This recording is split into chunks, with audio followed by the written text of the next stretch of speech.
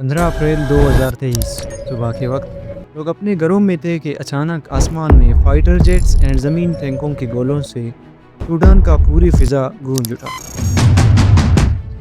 पूरी Khartoum battlefield बन गया, बिल्डिंग्स में लगी आग और घरों में दौड़ते लोग। ये था उस जंग का पहला मंजर जो अब तक ख़त्म नहीं हुआ।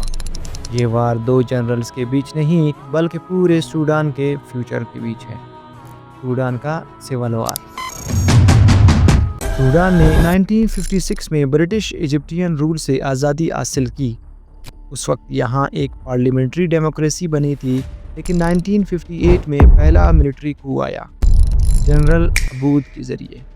उसके बाद मिलिट्री और सिविलियन गवर्नमेंट्स का एक एंडलेस साइकिल चलता रहा। कू के बाद डेमोक्रेसी के बाद कू। सबसे लंबी डिक्टेटरशिप उमर अल बशीर की थी, जो 1989 से लेकर 2019 तक चली। बशीर ने शरीयत ला लगवाया, अपोजिशन को क्रश किया और दारफोर में एथनिक क्लिंग्स करवाई, जहां 3 लाख लोग मरे। बशीर अपने रूल को बचाने के लिए एक स्पेशल फोर्स बनाया था, जंजावीद मिलिटियाज के नाम से, जो बाद में रैपिड सपोर्ट फोर्सेस बन गई। ये मिलिटियाज मोस्टली दारफोर के अरब ट्राइब से थी और उनका काम था रिबिलियन को सप्रेस करना। इन्हीं मिलिटियाज में से एक था मोहम्मद हमदान यानी हेमिदती।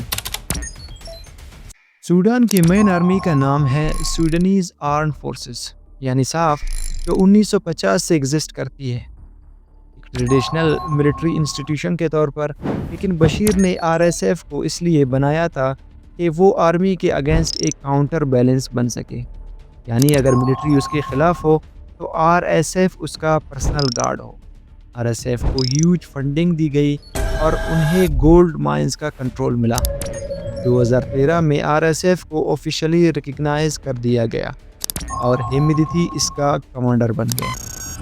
2019 में लोगों ने डिक्टेटरशिप के खिलाफ रिवोल्ट किया। प्रोटेस्ट हर तरफ फैल गया, पूरी सूडान में। बशीर की गवर्नमेंट को गिरा दिया गया। बुरहान आर्मी चीफ, जो सूडान के मेन आर्मी का चीफ था, एंड हेमिदती आरएसएफ चीफ ने मिलकर पावर ले ली।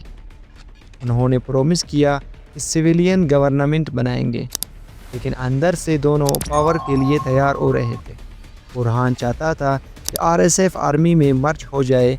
हेमिदती ने मना कर दिया, क्योंकि उसके पास अपना पैसा, अपनी फोर्स एंड फॉरेन बैकर्स थे। अप्रैल 2023 में जब मर्जर प्लान फाइनलाइज होने वाला था, आरएसएफ ने आर्मी बेसिस पर पहला अटैक कर दिया। तब से ये जंग शुरू हुई।